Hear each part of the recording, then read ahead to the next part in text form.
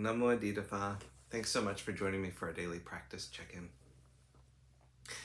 Listen, listen, listen. This wonderful sound calls us back to our true home.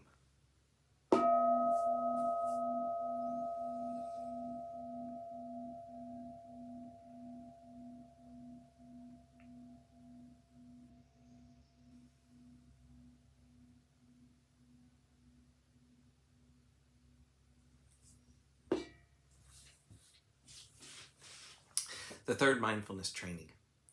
Aware of the suffering caused by sexual misconduct, I vow to cultivate responsibility and learn ways to protect the safety and integrity of individuals, couples, families, and society. I'm determined not to engage in sexual relations without love and a long-term commitment. To preserve the happiness of myself and others, I'm determined to respect my commitments and the commitments of others. I will do everything in my power to protect children from sexual abuse and to prevent couples and families from being broken by sexual misconduct.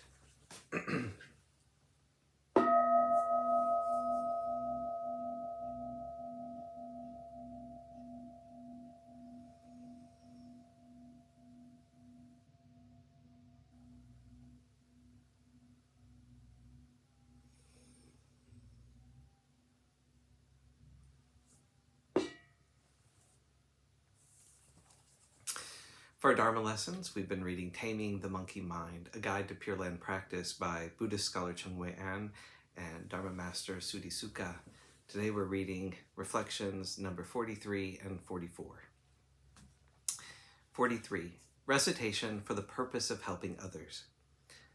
The following activities are wholesome and conducive to accruing virtues: reciting the Buddha's name peacefully in one spot and dedicating the merits and virtues to others, joining in a retreat with other persons, propagating the Pure Land method, lending Pure Land texts to others, dispelling other people's doubts about this method, and counseling others to recite the Buddha's name steadfastly.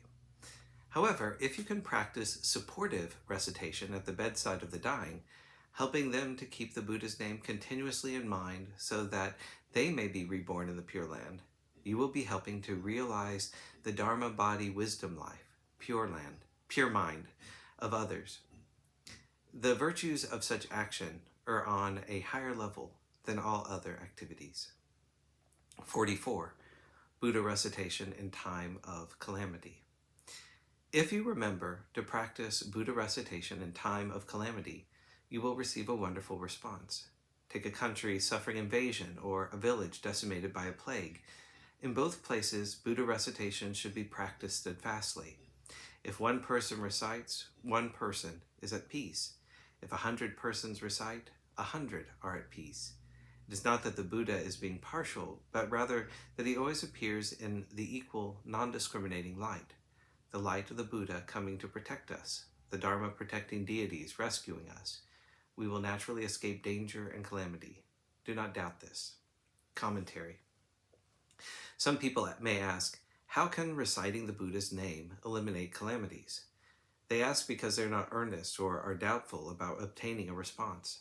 These very doubts show why they do not obtain favorable results.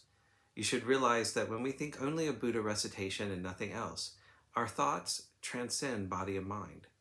If such pure thoughts are stretched out over hours and days, what suffering can affect us? There is a great deal of significance to the saying, a good response is due to the self. Non-response is also due to the self. If one person, then many persons begin to recite the Buddha's name, they are abandoning evil thoughts for good thoughts. If these good thoughts follow one after another without end, what disaster cannot be eradicated? What suffering cannot be dispelled? Furthermore, the sutras record 10 specific benefits of reciting the Buddha's name. I urge practitioners to strengthen their faith and redouble their efforts.